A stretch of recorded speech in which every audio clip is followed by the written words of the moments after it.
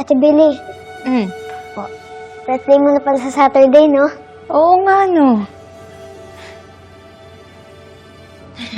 Gusto ko sana ng maliit na party, kaya salo-salo. Basta, kumpleto tayo. Pero feeling ko maghahanda naman si Mama Hana dun sa hotel niya. Ate Billy, maganda dun sa hotel ng Tita Hana, di ba? Tapos lahat tayo naka-dress, tapos may malaking cake. Tapos, hahanda nila lahat ng paborito ko. Tapos, yun sa malaking cake na tinutukoy ko, tatakot na agad ako. Tapos pwedeng sasayaw tayo lahat. Kasama ka. Ay, Ate Billy, alam ko yung iniisip mo. Ano? Ano isip ko? Gusto mo makasaya si Kuya Kogo. Alam mo ikaw?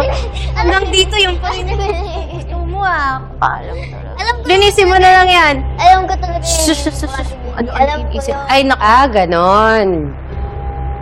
Gusto niyo ng birthday party? Yvonne, birthday kasi ni Billy this Saturday. Maghanda tayo? Sige po. And what is a party without guests, di ba? Mag-invite din tayo. Ako nang bahala sa bisita.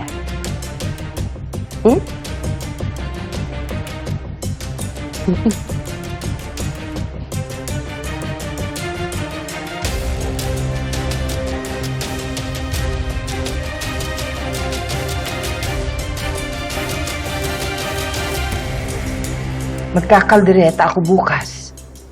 Tsaka pansit. Tsaka yung cheese sticks.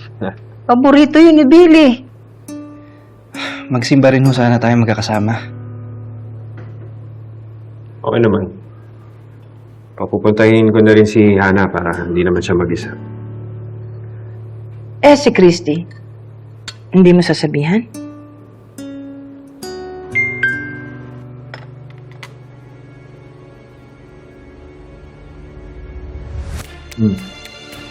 Ano ito?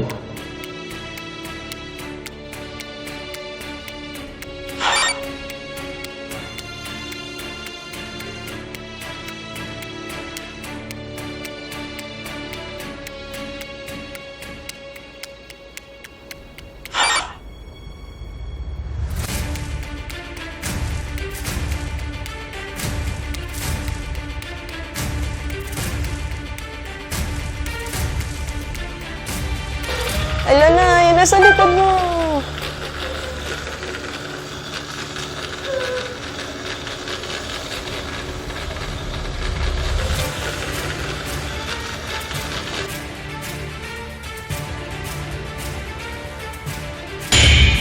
Alam ko kung para saan to. Ginagawa namin ito dati sa Kalasag. Ma, tatay, Para saan po ba to?